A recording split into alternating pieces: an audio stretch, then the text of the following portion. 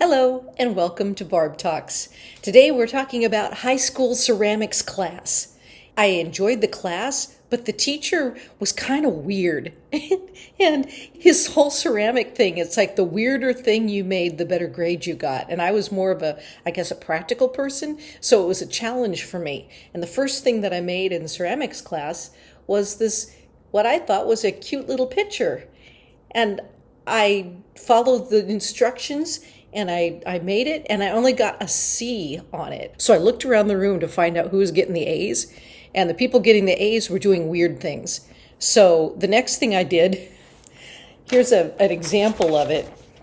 It's like a two-headed type of a vessel. So I made a two-headed vessel. It's got kind of a black panther on either side, almost an Egyptian look.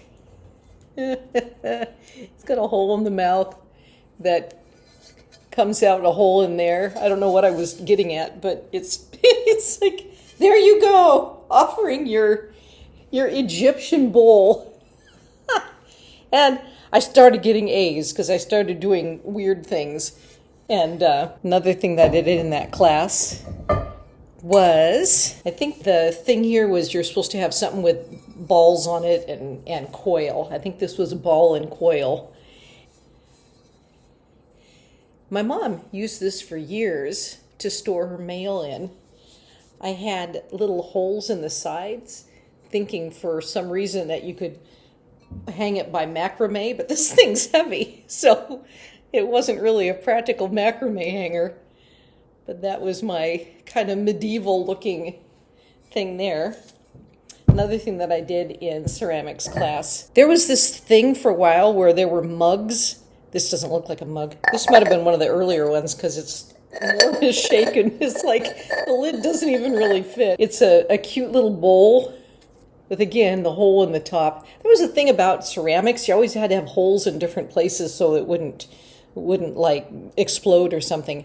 But there was a period of time where there were these mugs where they're like little frogs or other little animals looking up at you, and I always thought they were fun. So I made a little jewelry dish, and it has a little frog inside. And I actually, to this day, have my jewelry in this. Not the ones I necessarily wear today, but the ones that were meaningful for me in the past. So that's another thing. And then the final, well, actually not, I have a bonus after the final one. The final piece I'm going to have to take a camera over and show you. Well, maybe I'll try. I'll try just taking this whole thing over and showing you. This is the final piece. It's actually quite large. It was slab and coil.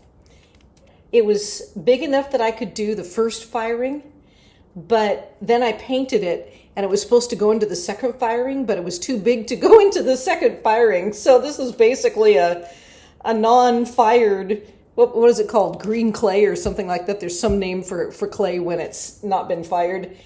I've used it as an umbrella stand for all these years. It has like a dog's cone of shame on the top, and then a big plastic bag because you can't get anything wet in there because it's not finished clay.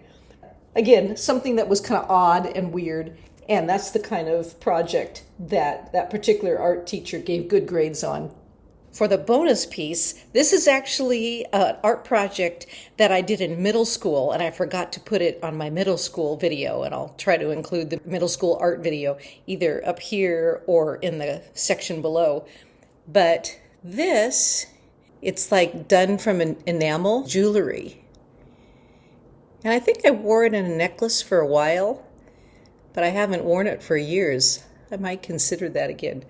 But yeah, this was a little piece that I made in art class in middle school.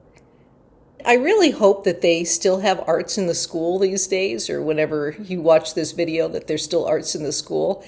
And if there's not arts in your school, go online to YouTube and find some different art things. You know, look up copper tool, look up enameling jewelry or how to make your own jewelry.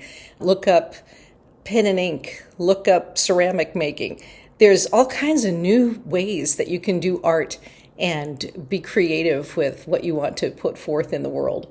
I'm glad that you were part of today's Barb Talks, And thanks for coming along.